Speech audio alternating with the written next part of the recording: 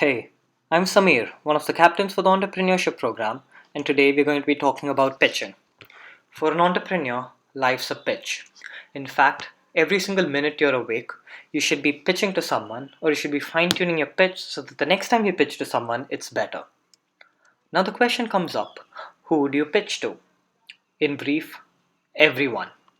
You pitch to your family, you pitch to your parents so that they know what you're doing and they trust you maybe with the initial investment to build your product.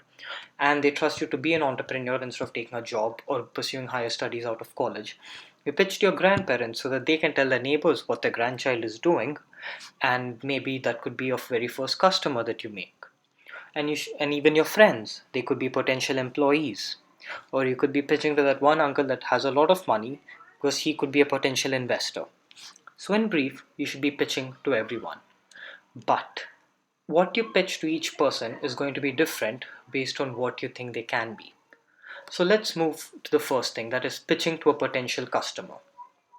When you pitch something to the customer, you should be pitching your product. You should explain to them what problem they're facing and how the product that you've made is going to solve that problem or pain point for them. They're not really interested in how much money you make, nor are they interested in what you're going to be doing in 5 years. Instead, they want to know what the problem is and how you're going to solve that. Next, you should be pitching to potential employees as well. When you're talking to your friends or when you're talking to somebody you think could be a potential employee, you needn't pitch the product prominently as much as you should pitch the vision of the company. Tell them how they're going to be the person who can help you achieve your goals and how they will develop as people and how together you can grow your company into maybe the next $1 billion baby. In fact, one of the best examples of a pitch to a potential employee was by Steve Jobs back in the early 1980s when he approached John Scully, the executive of PepsiCo. Steve Jobs ran into his office and said, "Do you want to keep selling sugared water or do you want to come with me and change the world?" That convinced John Scully more than anything else to leave his position as a senior executive in PepsiCo to join a newly found startup. One of the most important kinds of people you ever pitch to are investors. Now, these can be angel investors or venture capitalists. And often it's very difficult to get extended period of time with them, like for 20 minutes where you can explain your entire business model and demo your product to them. And most likely you will simply be given around 60 seconds to 1 minute, wherein it's a chance meeting with them where you have to explain your entire product. For that very purpose, the elevator pitch was designed. Essentially, it's like you get into the elevator along with the investor in the ground floor and you're able to pitch your entire idea to them and request for a second meeting by the time he gets off at his. Now, an elevator pitch should be 60 seconds long and two or three sentences at the most because let's face it, elevators move really quickly. So, an elevator pitch should essentially contain the problem that you're solving, should explain how you're solving that, how you make money, who are your competitors, and how you're different. Often, it's very important to start with a hook. For example, did you know that 42.6% of all statistics are made up? My company, Made Up Data, is going to use big data to solve that problem. While this is entirely fictional, the very beginning hooks the investor onto the idea and will make sure that he listens to your entire pitch. And at the end of the pitch, you should always have a request. You should ask them for a future meeting wherein you can demo your entire product to them and explain your entire business. Or if you're feeling gutsy, you might as well ask for an investment amount if you think it's going well. Now, let's hope that the elevator pitch goes well and the investor invites you over to his office to listen to your entire pitch, for which you will be requiring your pitch deck. Now, this is a very important tool for startups and entrepreneurs. This is nothing but a 10 to 12 slide PPT that explains what your problem is, how you're solving in more detail. So let's take a look at what all should be included in your pitch deck. The first thing is this title, the vision, and the elevator pitch. So as soon as you begin, the investor who's sitting at the table should be able to see who you are, what your company is, what its vision is, and what you do. Now, as soon as they see this, they should be able to formulate what your potential market size is, how you're going to be capturing customers, and so on and so forth, so that their mind already is working. The second slide should contain the problem that you're solving. Here, tell a story of how maybe you experienced a problem or how you noticed or observed that there was a problem somebody was facing and how it's a major pain point for them and they can't get through life with it. Or they would be willing to pay to so that that pain point is eliminated. The third slide should be your solution to the problem. Essentially, this is your product. You should always point out how exactly you can solve the problem, and you should also often have your product ready by the time you reach the investor. However, if you're reaching the investor to make sure that you get enough money to build your product, you should be having mock-ups and other designs of your product ready. If you have your product, there's nothing like a good demo that will convince an investor whether or not your business is going to work or whether or not he or she is going to invest. After you demo the product or show them the screenshots, you should be showing them the business model in slide number 4. Now, a business model often is extremely complicated, and even if you simplify it and make it a business model canvas, it's going to take up one full slide and the text is going to be very small and no investor is going to strain his or her eyes to read it. Instead, make a schematic diagram that shows how you're going to get customers and how you're going to make money. The fifth slide should be your secret sauce or your unique selling point. What is it about your company or what is it about your product that makes it impossible for others to replicate or makes the customers want it all the more? Now, the best example of a secret sauce is Coca-Cola's secret formula. Nobody else can replicate it until they have the product, or I mean the formula. The sixth thing that you should be looking at are marketing and sales. You should tell the investors what your market size is, how much you're looking to capture, and by when. You should also tell them what your different channels of marketing and sales are. A common mistake that most entrepreneurs make is by saying that they will be capturing 1% of a market and they will be making millions and millions in revenue out of it. In fact, it's a very foolish thing to say because you tell the investor you're planning to capture only 1% of the entire market. The seventh thing that you should be presenting is the team. Now, even though finances and key metrics and other things are very important, most investors look at the team when they're investing. So it's important to have people who the investors will believe can take the company forward. Now, this can be a group of students who might be facing the problem that they're trying to solve, or it can be people with expertise in the field or with years and years of work experience.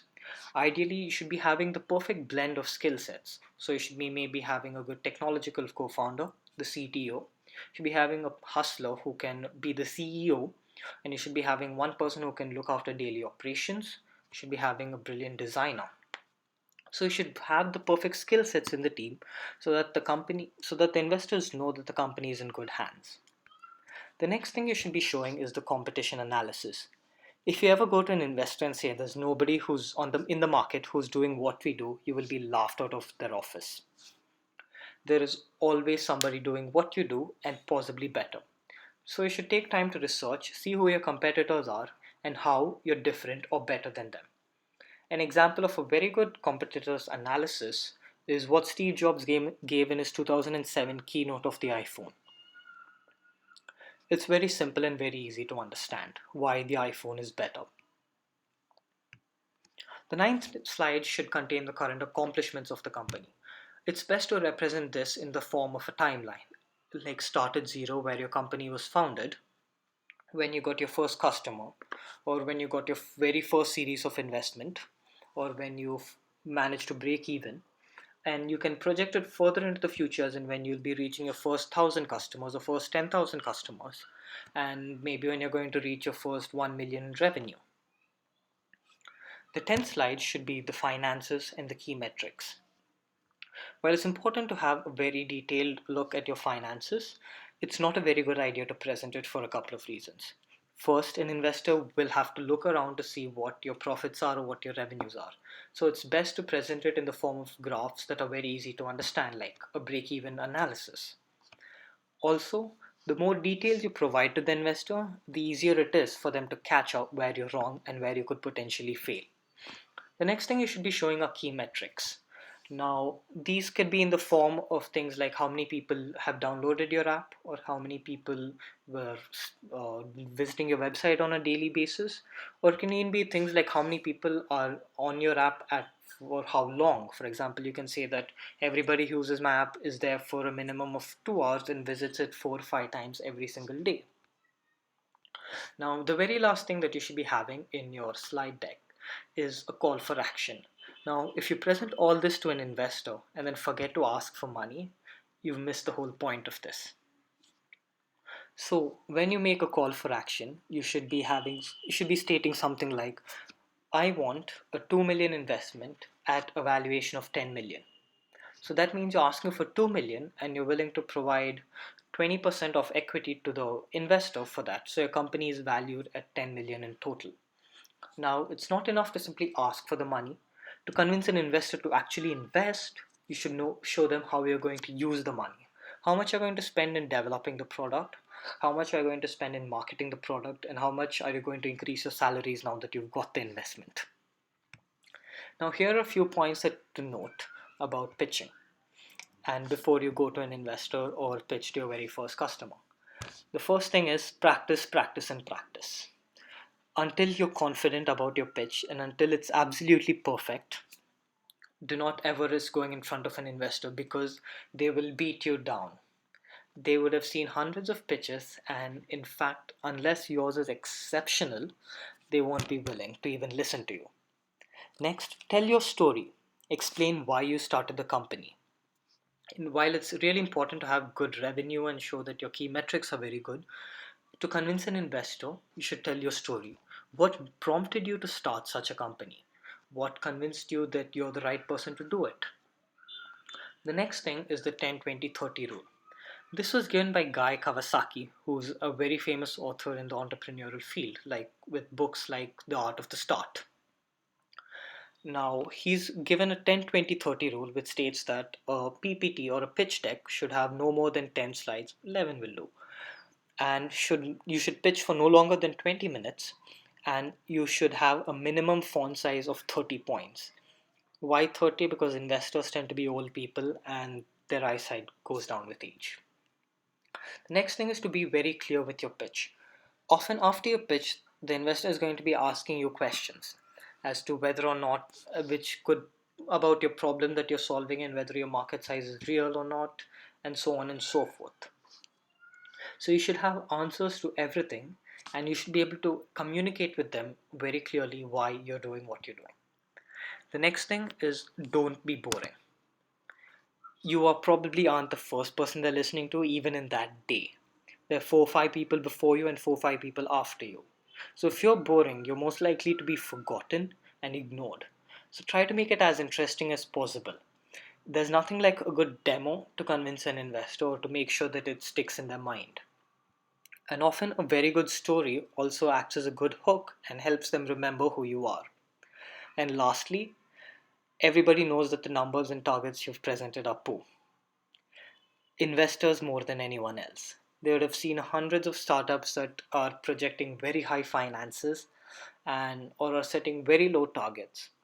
In fact, both of those are very bad ideas.